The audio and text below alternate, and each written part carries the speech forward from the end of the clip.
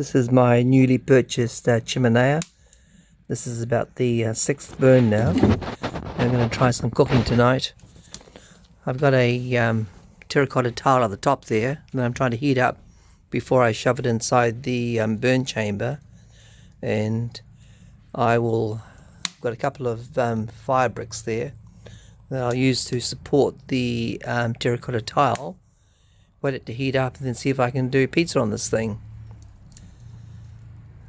The trouble with these chimeneas is that they crack readily if you overheat them, and I've had to season it, so I think this is my 5th or 6th burn. I believe what happens is that the smoke and creosote that you get from these small early fires fills any cracks and seals the chiminea, and the heat also creates greater resistance.